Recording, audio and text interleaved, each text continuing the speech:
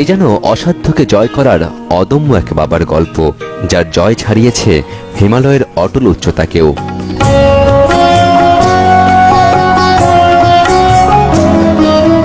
রাজশাহী শহর থেকে 50 কিলোমিটার দূরে সবুজের চাদরে মোড়া গ্রাম আরানি। সেখানে বাস শুক্কুর আলীর। 70-এর দশকে ফেরি করে বাদাম বিক্রি করতেন।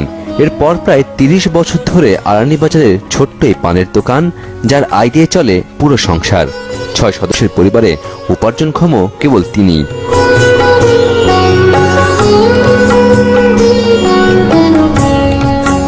অভাব যেখানে নিত্য জড়াজড়ি করে চলে, সেখানে আবার স্বপ্ন কি? তারপরও স্বপ্ন যেন পিছু ছাড়ে না শুক্কুর আলীর। লক্ষ্য একটাই, 4 সন্তানের লেখাপড়ার খরচ জোগানো। সংগ্রামে যার নিয়তি, তার কি থেমে থাকলে চলে? দমে যাননি এই জীবন যোদ্ধাও। তাই বাবার স্বপ্ন পূরণ করেছেন মেয়ে। তুই কি আমার পুতুল পুতুল সেই ছোট্ট মেয়ে, যাকে নিয়ে স্বপ্ন আমার ছোড়তো দু চোখ বেয়ে। নতুন নতুন করে তোকে যতই সাজাতাম, ভরতো না মন, দিতাম কত নতুন নতুন নাম। বাবার স্বপ্ন বই নিয়ে ছোট্ট এই গ্রামকে যিনি আলোকিত করেছেন, তিনি আসমা খাতুন। 4 ভাই বোনের মধ্যে তিনিই বড়। ছোটবেলায় বাবার কাছেই বর্ণমালার হাতে খড়ি। প্রতিটি ক্ষেত্রেই বাবার আত্মবিশ্বাসী উৎসাহ দীর্ঘ পথ পাড়ি দেবার একমাত্র সাথী। আজকে দেখি নতুন তোকে লাগছে সবার চেয়ে। আমার বাবার তো ছোট্ট একটা মুদি দোকান, সেই দোকান দিয়ে সবার মানে ভরণ পোষণ করতে একেবারে নাজেহাল অবস্থা। তো তারপরেও অনেকেই ভয় দেখাচ্ছিল যে সায়েন্স নিয়ে কি করবা। সায়েন্স মূলত নেয় মানুষ ডাক্তার বা ইঞ্জিনিয়ার হওয়ার জন্য। তো মেডিকেল বা ইঞ্জিনিয়ারিং পড়তে গেলে প্রচুর খরচ, এরকম আমাকে বলা হয়েছে যে বাড়ির ভিটা বিক্রি করে পড়তে হবে। তো এই অবস্থায় কি করা যায়? পরে আমার আব্বা সাহস জুগিয়েছেন আর কি, যে শুরু তো করো। প্রথমে যদি বড় আশা নিয়ে শুরু করা যায়, শেষ পর্যন্ত কিছু একটা হবে। মানুষের এমন কিছু নেই যে যেটা মানুষ ইচ্ছে করলে পারে না। এইরকম স্পৃহা থেকে আমি ভাবলাম যে নেই। তো আমার পিতামাতা বা ফ্যামিলিতে তো ওইরকম সিদ্ধান্ত দেওয়ার মতো কিছু নেই, কেউ নেই। তো আব্বা বললেন যে নাও, তুমি হয়তো পারবা। সবসময় এই স্পৃহাটা আমি পেয়েছি আর কি। হয়তো আমাদের আর্থিক অবস্থা আগে থেকেও নাই, এখনো নাই। সামান্য হয়তো একটু জমি, যে বাড়ির ভিটাটুক ধরেন প্রায় 800 টাকার মতো জমি আছে, এটাই আমার সম্পদ। মাঠান জমি কিছু নেই, টাকা পয়সাও নাই, কোনোদিনও নাই। এখন এর মধ্যে দিয়ে হয়তো ছেলেপেলেগুলা কষ্ট করি, তারা হয়তো কষ্ট স্বীকার করেছে। কষ্ট স্বীকার করি হয়তো এত দূর তারা আগাতে পারেছে, বা আল্লাহ তাদের সহম করেছে, হয়তো আগে আসছে।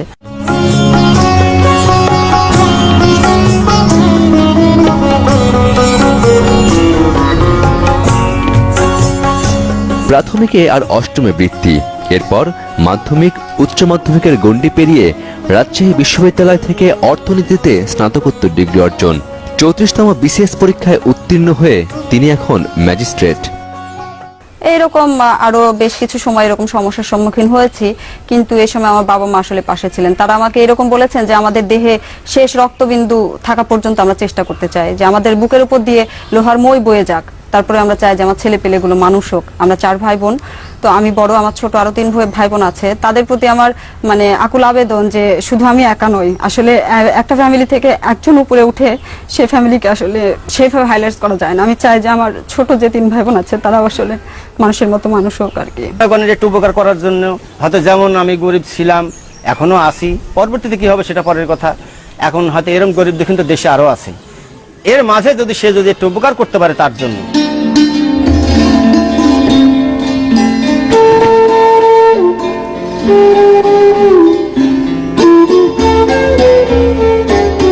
কিন্তু শিক্ষা জীবনের এই পথ চলা খুব একটা মসৃণ ছিল না।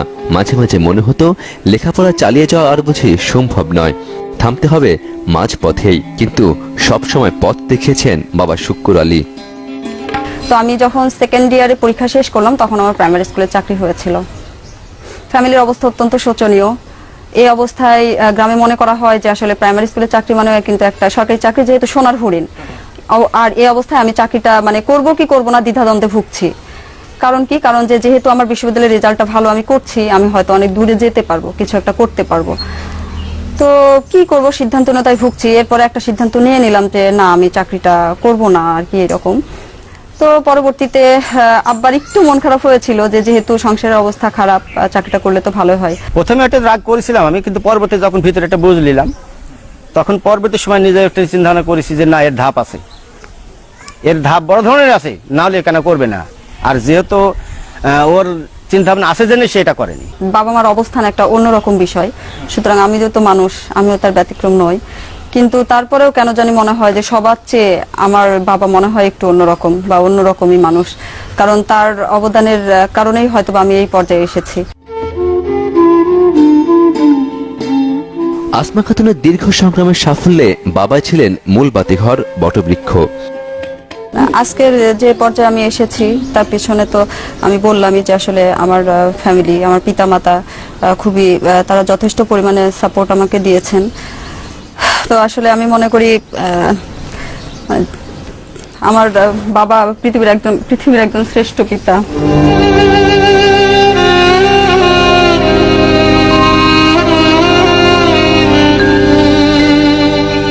এতেই তার তৃপ্তি, যে তৃপ্তির জন্য কঠিন সংগ্রামে প্রতিদিন হেঁটেছেন আরানির মেঠো পথ। জীবন